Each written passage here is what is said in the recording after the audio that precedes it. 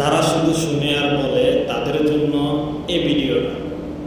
News একটা শুনলেই বিশ্বাস করা যাবে, এটাকে ভেরিফাই করতে হবে। You have to verify and cross check the authenticity of the news. নিউজটা সঠিক কিনা আপনাকে ক্রস চেক করতে হবে, শুনলেই বিশ্বাস করা যাবে না। আল্লাহ তাআলা বলেন, ইয়া আইয়ুহাল্লাযীনা আমানু, ওহে বিশ্বাসীরা, ইন জাআকুম ফাসিকুম বিনাবাইন ফাতাবায়ানু, কোন পাপাচারী যদি কোনো নিউজ নিয়ে আসে, বিশ্বাস করার আগে নিউজটা যাচাই করে নিও। আন তুসিবু কওমান বিজাহালাতিন ফাতুসবিহু আলা মা ফাআলতুম নাদিমিন, যদি তোমরা বিশ্বাস করে ফেলো তাহলে কোনো কওমের উপর হয়তো এমন ডিসিশন নিয়ে নিতে পারো যে ডিসিশনের কারণে পরে তোমাদেরকে পস্তাতে হবে। এটা বর্তমান সময়ের সাথে অনেক বেশি প্রাসঙ্গিক। এত হোক্স নিউজ এখন, এত রুমার্স, এত ফেক নিউজ সোশ্যাল মিডিয়াগুলোতে, ইভেন মেইন স্ট্রিম মিডিয়াও যা প্রচার করে সবই যে আপনি বিশ্বাস করতে পারবেন তাও না, ওইটাও একটু ক্রস চেক করে নিতে হবে। এদেরও কিছু প্রোপাগান্ডা থাকে আবার, এরাও নিউজকে এমন ভাবে অনেক সময় করে তাদের সুবিধার্থে। সো আপনার চোখ কান খোলা রেখে অনেকগুলো নিউজ একসাথে মিলিয়ে তারপরে বিশ্বাস করতে হবে। কিন্তু আমাদের সরল মনা অনেক ভাইদের যেটা হয়, ফেসবুকে একটা কিছু দেখে আমরা মনে করি যেটা সঠিক, ফলে কি করি, শেয়ার দিয়ে ফেলি। আবার আপনার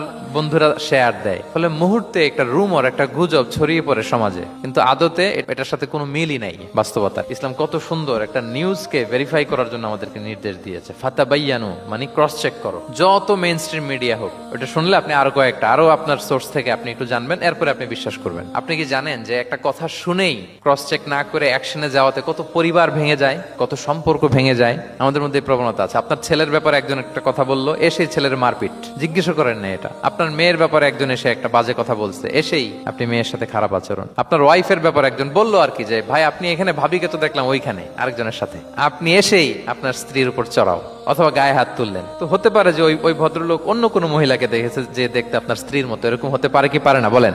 তো এই যে আপনি ক্রস চেক না করে, ভেরিফাই না করে যে অ্যাকশনে গেলেন, এতে সমস্যা হবে না সমাজে? পরিবার ভাঙে, সমাজে সম্পর্ক নষ্ট হয়, কলহ বাঁধে। এজন্য আল্লাহ তাআলা বলেন যে সোসাইটিটাকে যদি পিসফুল করতে চাও, ইযা জাআকুম ফাসিকুম বিনাবাইন ফাতাবায়ানু, নিউজ আসলেই বিশ্বাস করো না। You have to cross check, you have to justify and you have to verify the news.